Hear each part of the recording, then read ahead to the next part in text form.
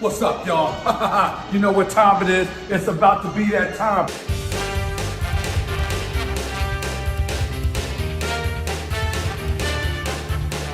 Damn, son, where'd you find this?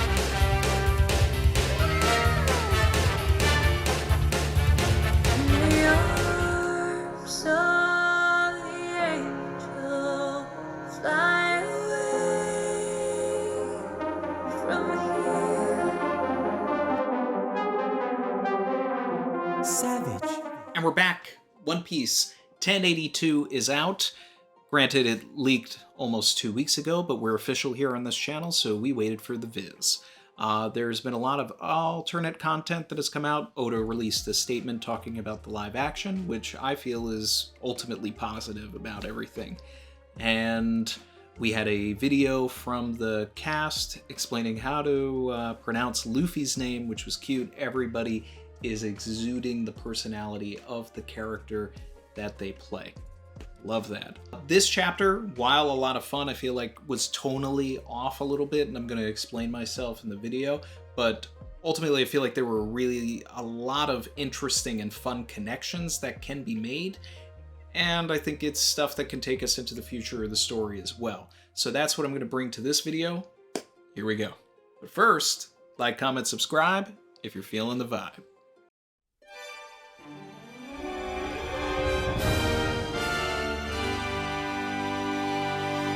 So Oda came through swinging with the first panel. TBone is dead, and his bounty was sold to the Cross Guild. Did he actually die? You know, I mean, it's One Piece.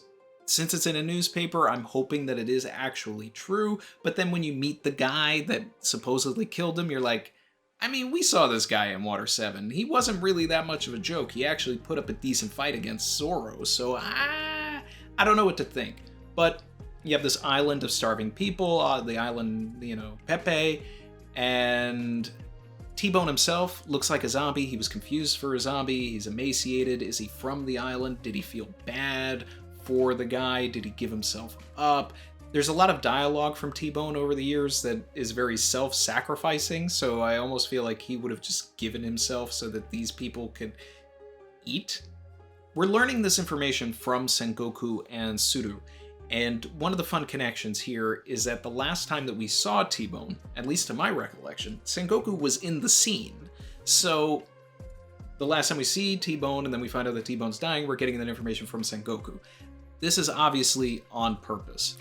In the scene, TBone is getting yelled at by Akainu for letting Fujitora do as he pleases, but TBone is also kind of giving excuses for Fujitora, like, well, you know, technically he could go to the river because it's not actually a marine base. So, there's that. And then Sengoku kind of pops in and backs him up a little bit, and Akainu gets upset about that. We see Hina for the first time in a little bit, which goes to show that Hina is not participating in what's going on in Egghead and is not participating, obviously, in what's going on in Hachinosu. But the way that this scene ends implies that Sengoku and Suru may be on the move. So they may want to go find Garp, or since they're talking about Cross Guild, are they going to be tied into the Cross Guild story? Now, one of the interesting other connections that is here is when you think about how the last chapter ended. And, you know, when you're predicting things of where it's going to go, sometimes you have to think about it in a volume perspective and not just chapter by chapter. So it's like, what's the last thing that we saw? What's the first thing that we saw here? And is there actually a connection? The last thing in the prior chapter was Law being taken by Beppo and swimming off to try and get some help. The first scene of the next chapter is Sengoku, who had a connection to Corazon, talking about he's about to go to Hachinosu. And in the last scene, you know, from the prior chapter, Blackbeard is on his way probably to Hachinosu as well. Will Law get in the middle of that, saved by Sengoku and Suru? Suru has a connection to Drake, who is a, you know, sword member, because Suru was also in Law's flashback, and is the reason why Drake is a Marine and a part of Sword. Suru's granddaughter is on Hachinosu. So is this how we get a little bit closer to Law's and Sword? Maybe. Or is this a situation where either way Law ends up teaming up with Marines because of Corazon and through the connection of Sengoku? I think there's something to this. Now, another thing that could happen is Law could end up on, the same island that the Cross Guild is on. Because if they're teaming up with former warlords, right, it only stands to reason that Law could get there as well. I could see Moria joining the Cross Guild since Perona has a connection to Mihawk as well. Everything with the Cross Guild in this chapter, that's my favorite part of One Piece right now. The fact that the Cross Guild exists. So already eating there, but there was still something that was tonally off here. And that comes from Crocodile's, just way of thinking in this chapter. And what I mean by that is Crocodile wants to become King of the Pirates. We saw that in the Golden Week cover story. That was his true dream.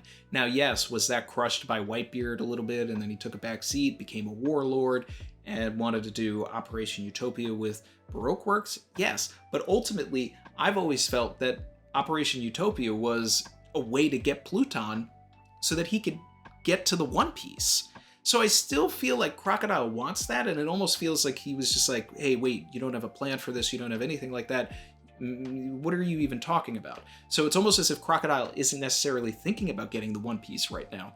But this does put us and prime us into a position now that Buggy has had his Logtown moment where he's gathered all of his disciples to want to go and get the One Piece with him, right?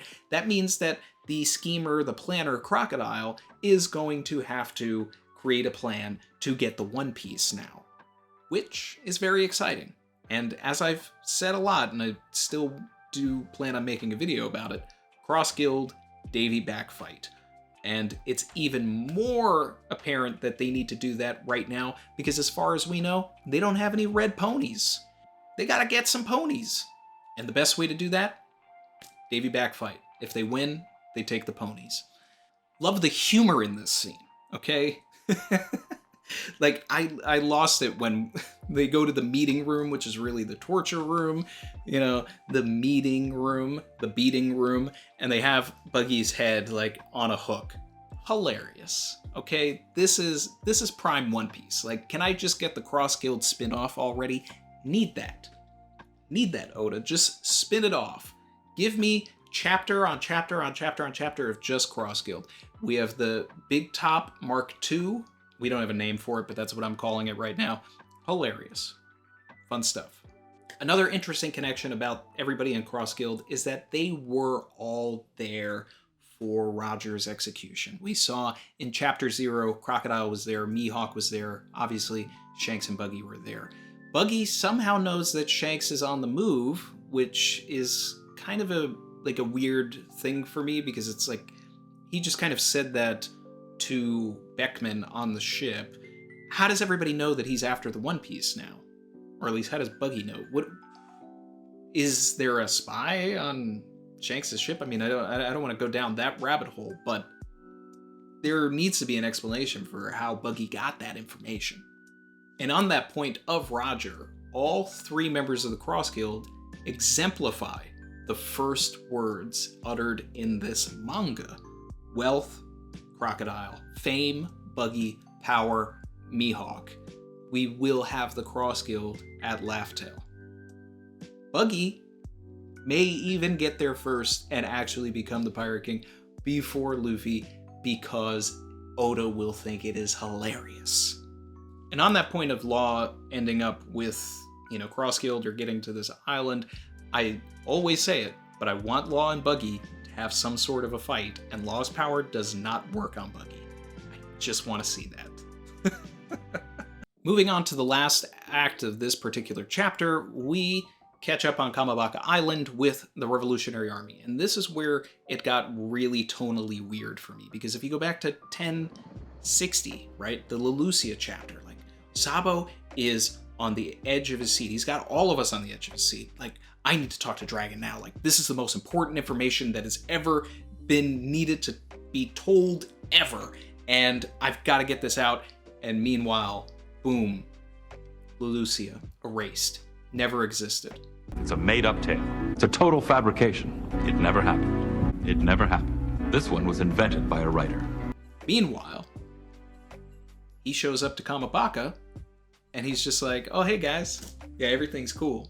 All right. Then goes into a back room and wants to be serious. No, this man should have come off the ship and just been like, where is Dragon? I need to talk to him right now. And just kept that same intensity, because I feel like things are just lost. We got introduced to a bunch of new Revolutionary Army members that actually, fun fact, 3 of the 4 characters were actually in chapter 905. Ahiru, Lucky Ushiano, and Gambo. They were all there. Jerome was not there. We've never seen him. He's totally new, completely new. The official colors for those characters are in the colored manga. So, adjust your fan art accordingly. Moda is also alive because no one's ever really gone in One Piece, right? Milk only comes in a cart. For a full breakdown of who Moda is, if you're not sure who Moda is, I did a really thorough explanation in my 1060 review where I talked about her connections to Ace and the Ace cover story. You go back to 904 where the Revolutionary Army have their dealings on Lucia. That was Act 1 of all of that. Then we get, the everything following up in Lucia, and now we're beginning the 3rd act of everything that started all the way back in 904 and even has dealings all the way back to Ace's cover story. What this is the people of Lucia are going to be our POV into a normal society that is going to rise up against the world government.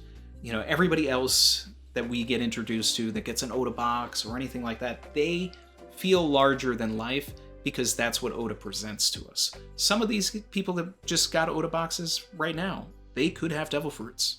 We don't know if Ushiano is a mink, which he could be a bull mink, or does he have the Ushi Ushi no Mi model Ushi? Because I could see Oda doing that also. The chapter ends on a classic Oda cliffhanger. Let me tell you everything that happened at Marijoa. Will Sabo tell us what actually happened at the Reverie? Is that what 1083 is?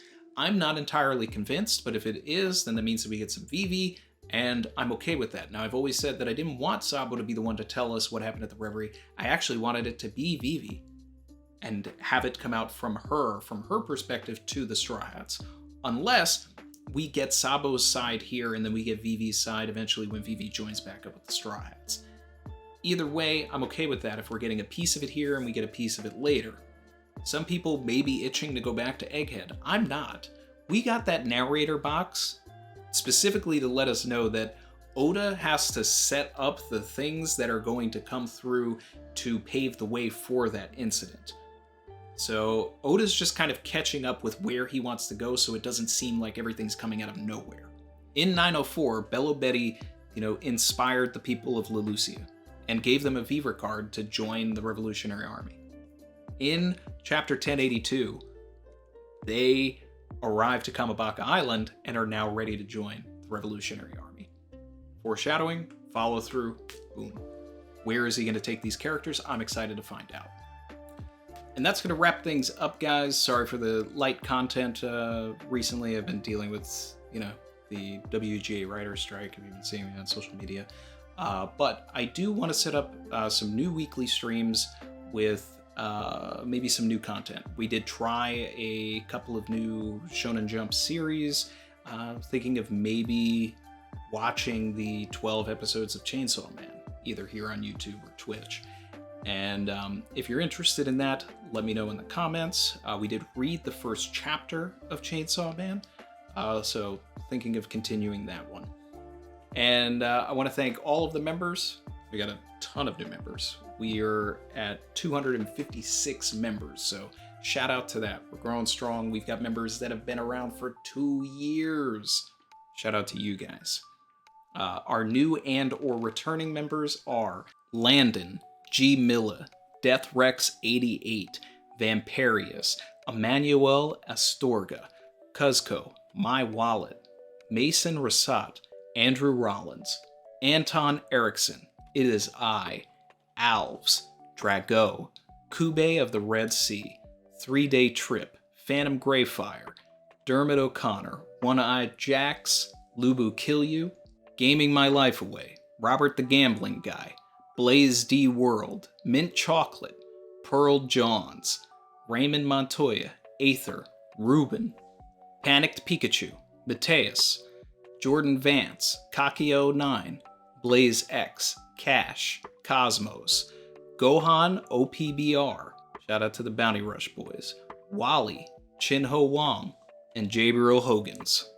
And big shout out to the 2-year squad, Maxo, Joe Malomo, Nez One Us, AJ1218, Very Motivated, and Zoe Egan. And then the people that will be part of the 2-year squad very soon, Novum, Lone Shadow 144, Maria, Frostiff, Mohammed, Mike McGarity, Lou Patterson, MC20, MJ Lucky Star, TM, Chrissy, Dakota Tombo, Yamil Diaz, Phased, Eva Warrior 5, Maximilian Hofer, Patrick Fowler, and Atlas K. Wanted to shout out the 2-year squad, so appreciate you guys. Thanks so much. As always, we'll be back here for 1083 on Sunday, and I'll put any notices out on Discord or community post, whether we're going to do a chainsaw watch through, which, could turn into a read through of the rest of it. But, I want to know, I'll probably put a poll up too. Let me know in the comments, but I'll also do a community post with a poll to get everybody's feelings on that as well. So like, comment, subscribe if you're feeling the vibe, and I'll catch you guys later. Bye.